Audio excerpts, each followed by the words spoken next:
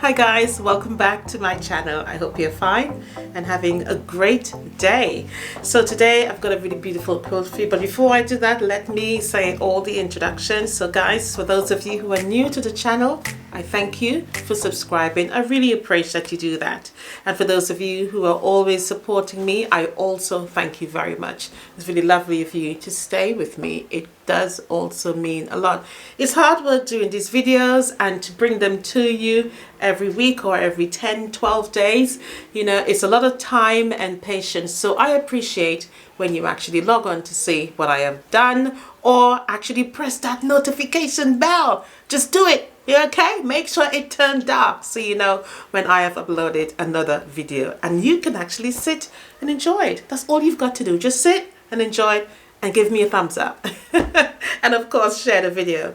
So today we'll be making a wall quilt, and I used Aboriginal fabrics for this one. I'm looking down at the quilt because it's so lovely, and let me give you a little peek right now. Hopefully you can see that there. The fabrics are absolutely gorgeous. One of the things I love about Aboriginal fabrics is that they have so much meaning behind them. It is not just a fabric, you know. Every print on the fabric means something. So I'm going to share a little bit of the story of what some of the fabrics absolutely mean, but you towards the end of the video, so stay tuned for that, or still till the end to that. And there will be a kit available if you'd like to make this exact print, because I know obviously I'm in Australia and I have them readily, easily available to me. However, if you're in the United States and you're finding it difficult to actually get hold of them, you can certainly jump onto Crafty Quilting website, which I'll put a link down there for you as well, and you can actually make the exact same quilt. All right. What I also want to say is that there will be a pattern obviously available. So if you don't feel that you want to make this particular quilt as a wall quilt, you can also use ordinary fabrics. Just play with the same color scheme and I'm sure you'll be fine with it. Okay guys, so let me take you through now how I actually made this, and yeah, hopefully you enjoyed the tutorial. Let me know your feedback. It's also great to know. Also guys, if you'd like to follow me on Instagram, and please follow me over there. I'm so excited that some of you have actually chosen to do that. I'll put a link in the description box down for you there as well, and also on my Facebook page, so you can follow me there also. So with that being said, have a good one, and I'll see you in the next slide. So let's get started. I have some really beautiful Aboriginal fabrics here, and I'm going to make a quilt from it. Now, as usual with my first Aboriginal quilt, and I'll put a link in the description box, or I'll put it on the screen so that I can see the very first one I did. Now these fabrics usually have names for them obviously, and they have meanings behind them. One of my favorite ones is this one here, and it's called Swamp Turtle. This one here is called Water Dreaming. This one is Snake Vine. This one is called, these two actually, they're named the same, so they call Nabajinva, if my pronunciation is correct. All right. My thinking is that I am going to use them in a flowing matter. The name of the quilt that I want to call the quilt is called Flowing River.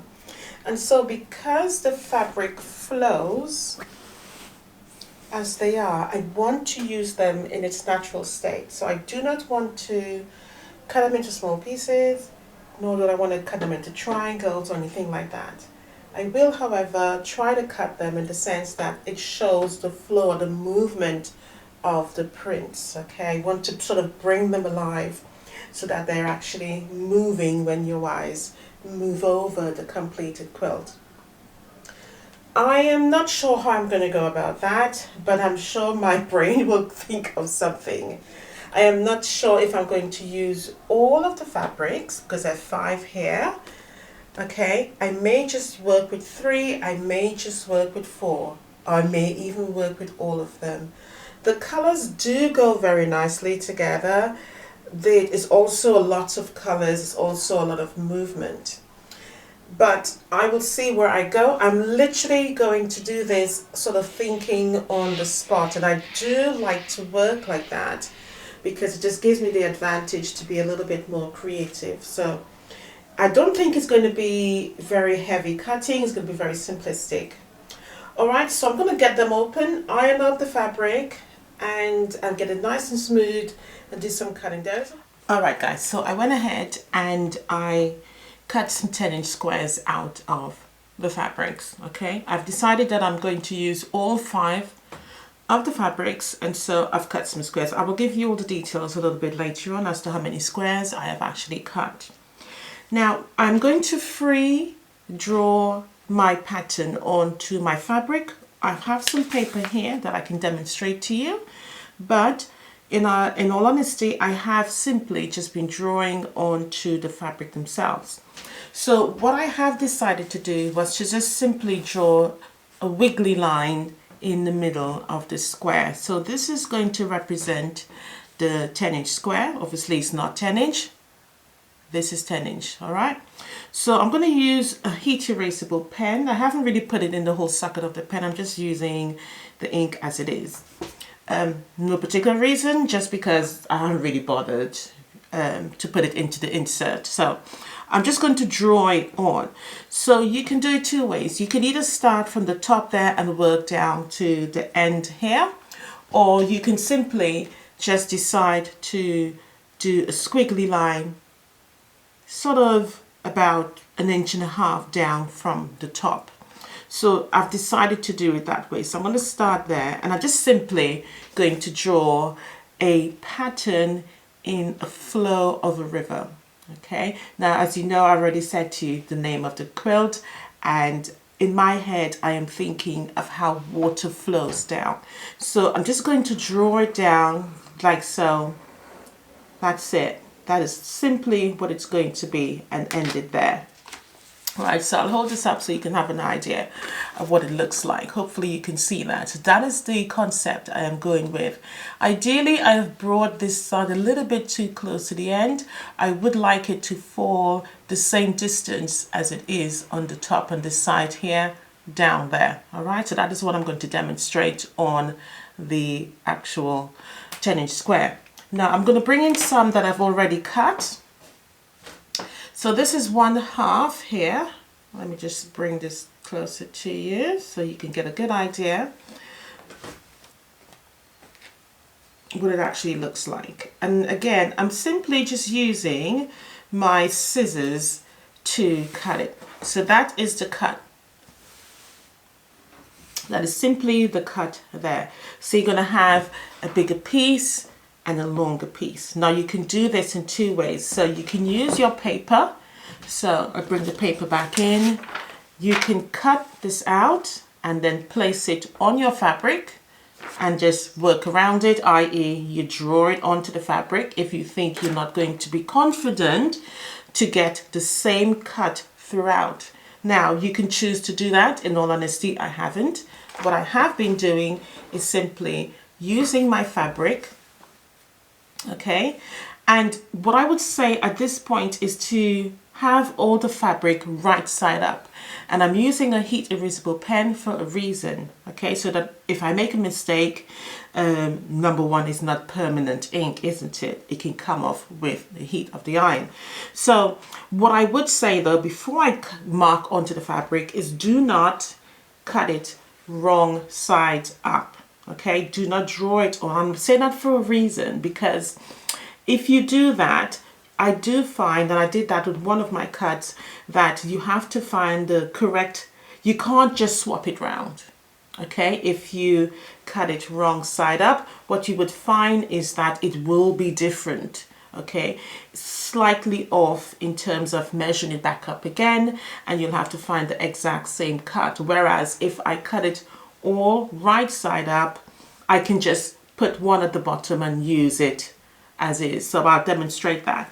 So I'm just going to draw it on as I did on my paper. Okay, and again, very freehand. I am not making a big deal about this, and I'm just simply moving it down as normal. Okay, as I said, you can use the template and draw it on. For the first one, you obviously can't see it, hence the reason why I demonstrate it on the paper, but I can. Another thing you can do is that once you've done one, you can use that again as your template and simply put it onto your fabric and you can just cut it, which is what I'm going to do. All right, so all of my fabric, all of my stack of fabric here is right side up, and I am just simply going to, and I have quite a number here.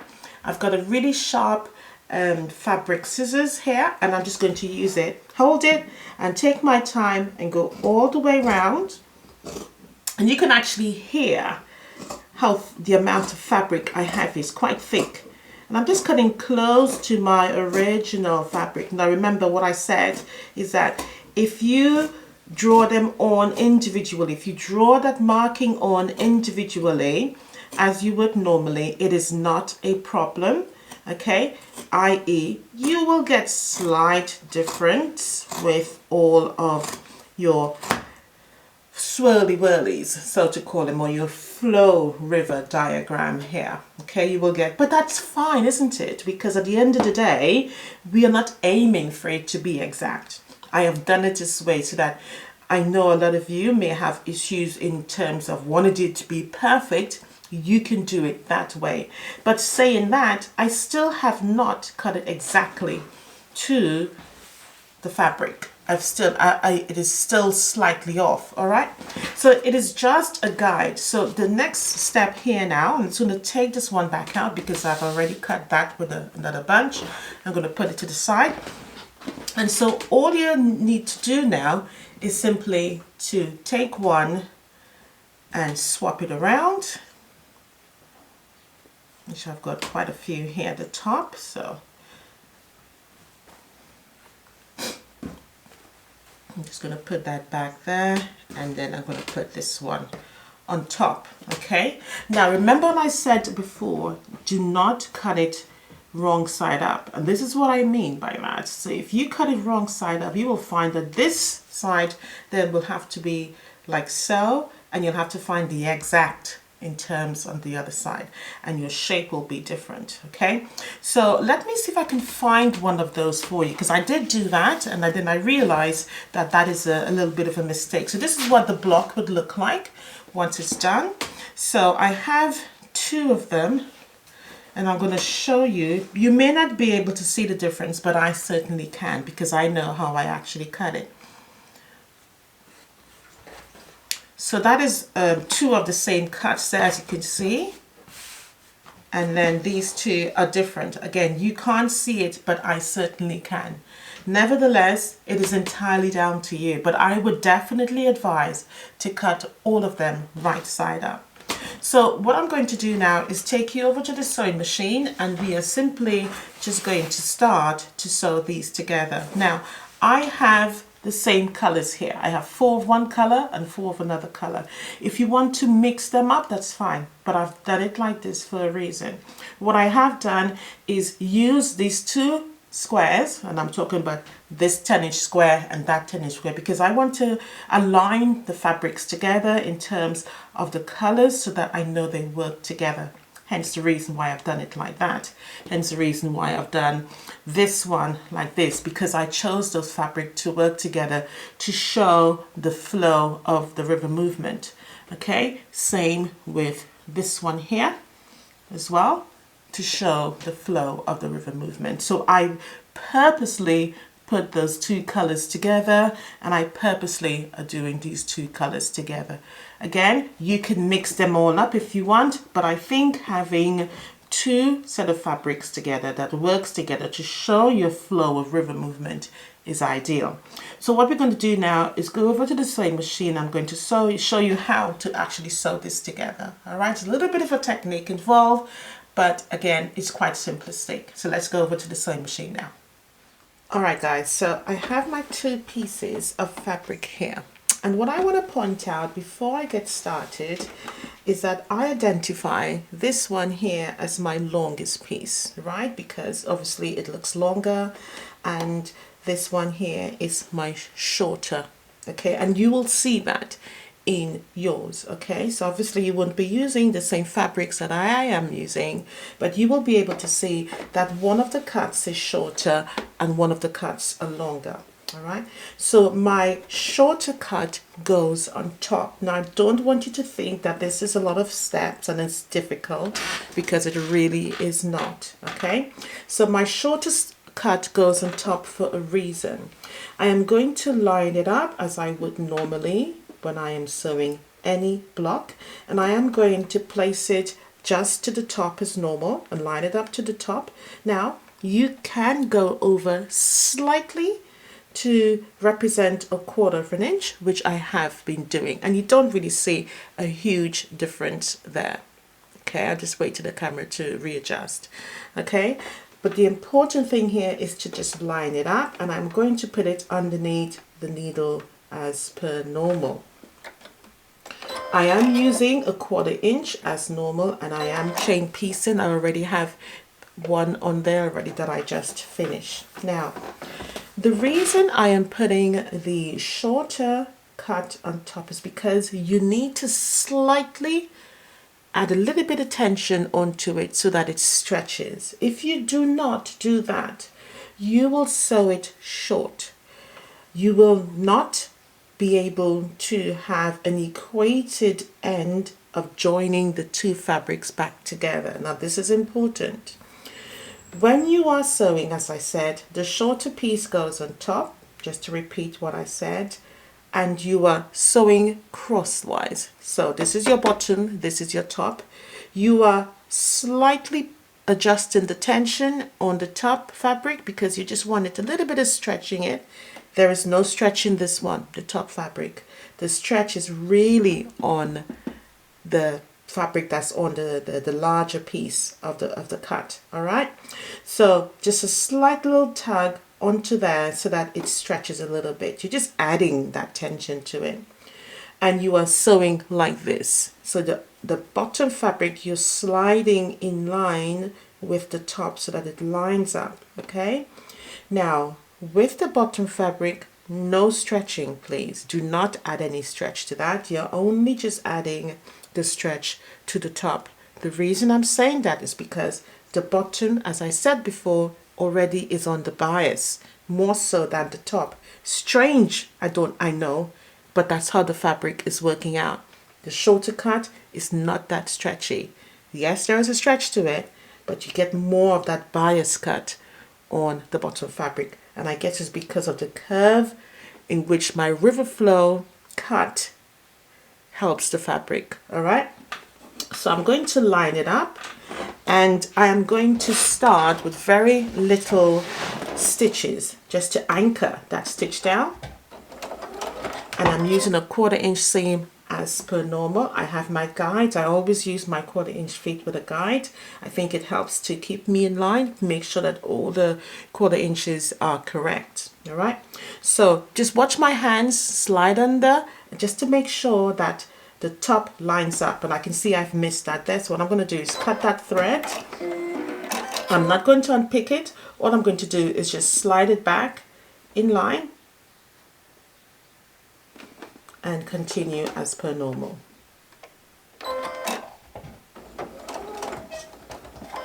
Right, so look at me already. I've already started automatically. I'm moving the bottom, and I'm just slightly giving. You can see the machine feet moving there, yeah, because I'm adding a little bit of tension to the needle and just lining it up and sewing as normal. Again, I'm not stretching the bottom, I'm just guiding. Look at my hands going under, and I'm lining the top up, giving it a little bit of tension. Stop, slide it underneath just to make sure. And when you're coming around the curve, you're going to find that it's like that. You just need to make sure and do little increments of stitches just to make sure it lines up properly. Okay, and again, I've pulled it underneath. Again, no pulling. You got to keep reminding yourself of that. No pulling on the bottom fabric, no stretching at all, because if you do that, it will not line up properly. It will be, the bottom piece will end up getting longer. So, and just pull. Again, a little bit of tension, only on the top, and you can see where my presser foot there is moving because I'm adding a little bit of tension to it, and I'm sliding the bottom piece over. Again, keeping to my 1/4 inch, small increments of stitches. And sometimes what I like about my sewing machine is that it automatically lifts the needle for me. So I have that swivel movement there where I can adjust as I go. If you don't have that, then all you need to do is raise your presser foot. Again, add that tension to the top. And I'm lining up the bottom again. This is not a rush process. You simply need to take your time here. And this is literally the sort of cut you're going to do. There is no major cuts. What we're going to do after this is simply trim the blocks down. But all I am doing right now is just lining up the bottom and the top together, adding a little bit of tension, stretch to the top. And don't overdo it, yeah? You will know. Look at, as you can see there, it's slightly above, so I'm not going to add any more now. I'm just going to line it up there, adjust it, and make sure it really gets in there. Take your time, line it up.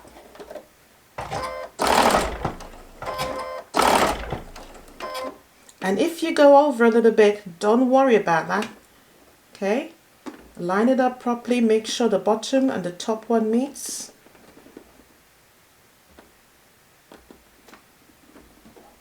Take your time.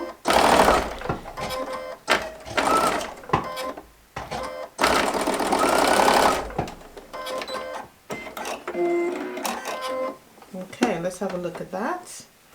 So that is what we're aiming at. So what we're going to do now, and it may look a little bit, uneven at this stage, don't worry about that, which I expect it to, because I am cutting at a very awkward curve, isn't it? It's very flowy in terms of a river. So what we're going to do now is get this all ironed first. We must iron it nice and flat. I'm going to demonstrate that to you, and I'm going to show you how to trim it down. So let's go. Alright, so as you can see, it looks a little bit wobbly there. Alright, now I don't want you to worry about that. As I said, what I am going to do is iron the fabric now and just tease it into being straight-ish. Again, we are going to here add no steam, so I'm just simply using the iron on the cotton selection and just pressing it flat and just easing it into its shape. Fabric can do that. Cotton fabric, I would add, can do that when it's actually all the fibers are warmed up. You can just simply kind of tease it back into its shape quite gently. You do not have to be heavy-handed with it. All right. I am not going to. That's just the iron telling me it's up to temperature. And I am not going to add any steam at this moment. I will do that once I have finished cutting all of the blocks, and then I'll add some steam to it. Okay, so I think I'm happy with the shape that is giving it back to me. It's lovely and flat. So what I'm going to do now is go over to the cutting mat, and I'm simply going to cut this over now. So I'm going to measure it and cut it into a square, because as it is, it's a little bit oblong. It's not that straight in my eyes, so I'm going to straighten it up now. And this is the same sort of methodology for any other block that you would make. If you think it needs trimming down, you will then of course trim it into size. As I said, I'll put all the details for you as to what size I'm actually trimming this into. Now I know that I'm using Aboriginal fabrics here, but you can use any colorways for this. You don't have to use Aboriginal fabrics.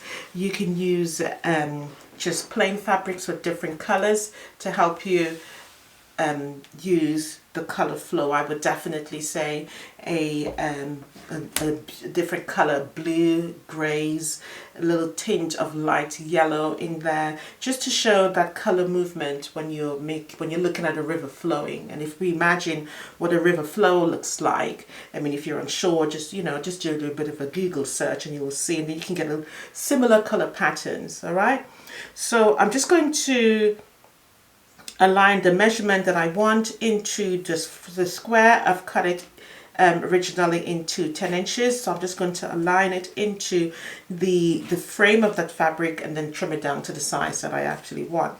Okay, now do not miss this step, because if you don't trim all the blocks to the same size, then your quilt top is going to a little bit uneven. It's going to be wonky. All right, it wouldn't be able to sit flat. And what do we want for easy quilting and piecing is that the quilt top sits flat and nice together. So I'm just trimming off the extra bits of fabric here.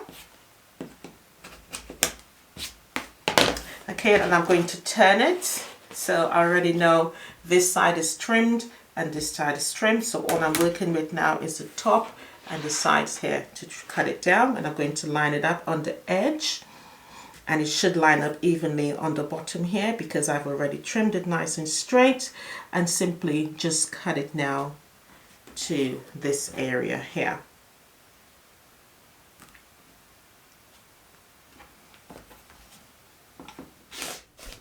Alright, so I swapped the blocks around, and basically all I have done is turn the colors touching each other. As you can see, I've got that beautiful sort of flower shape here. I've got it in the blue there. I've got it in the blue there as well. But I didn't get it in this one here, which is fine, really. It gives a bit of an abstract look, but I like it. It's okay. I'm loving this one in the middle here as well. It's, it's just not the same fabrics, but it still works. You still get that pattern in the middle. Do like this one. Okay, I will play around some more. And I'm sure if I turn this color in here, I will certainly get it another variation as well of the same design, I reckon, but just with different colors. So I'm referring to this one here. All right, this color here, and I'm sure I'll get the same with this one as I've done up there also. But it looks nice. My favorite is the river flowing. This more looks, as I said, it's an abstract sort of flower to me. Looks fine, but I think I prefer the sort of running river through it. It gives to me sort of an artwork piece. But again, this is what, Aboriginal fabrics are all about, is more artwork. So if you're looking for something arty to put on your wall, this sort of fabric will do. And it allows the viewer to actually gaze into it and see different items or different pictures from the top itself, from the quilt top. But what I'm going to do is to choose one and sew it together. As I'm looking at this one, I'm kind of falling in love with it more now than the other one. But yeah, I will choose one and then I will let you know. Yeah, I'm really beginning to like this one. But just loving this one in the middle here. This one in the middle there, I'm liking that one, also that one, just because it just doesn't match, and I don't know why, it's strange.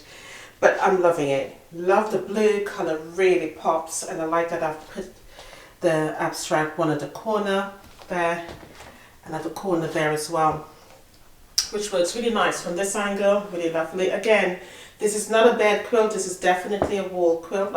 I mean, there's no reason to say you can't use it on your bed, but yeah, definitely a wall quilt.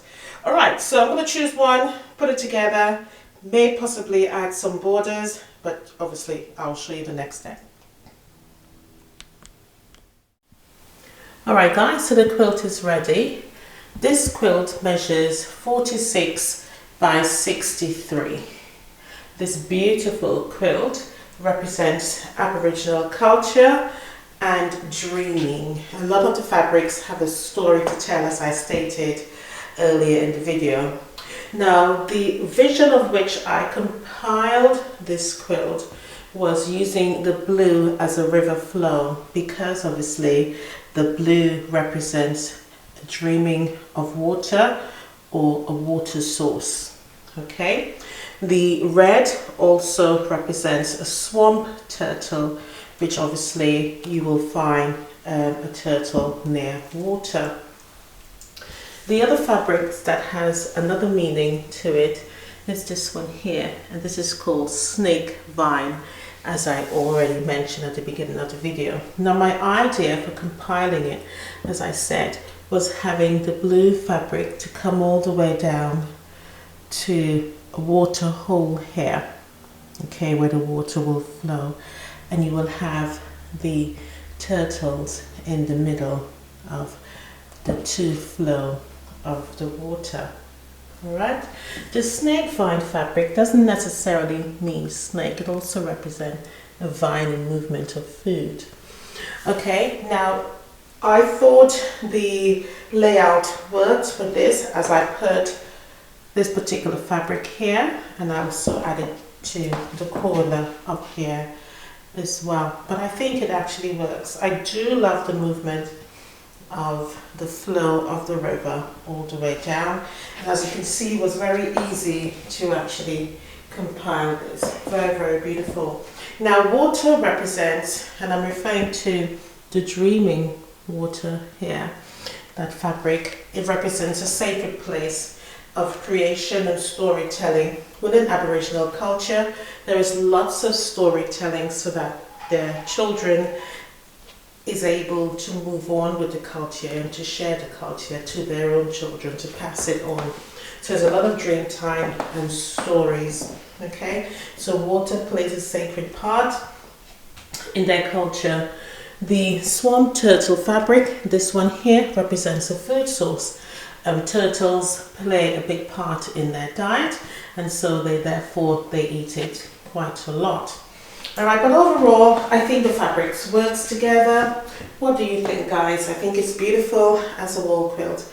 I'm going to put it on the wall. Let me know what you think once we place it up there and see how it actually fits into the space. Alright, so let's go do that now. Okay guys, so it's on the wall now.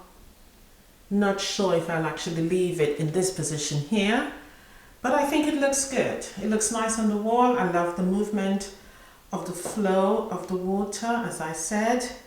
Looks great. I'm going to go a little bit closer so you can see the quilting on it. I didn't use anything too fussful at the back. It was very a simplistic pattern, and because it's going to be a wall quilt, I didn't make too much fuss about it.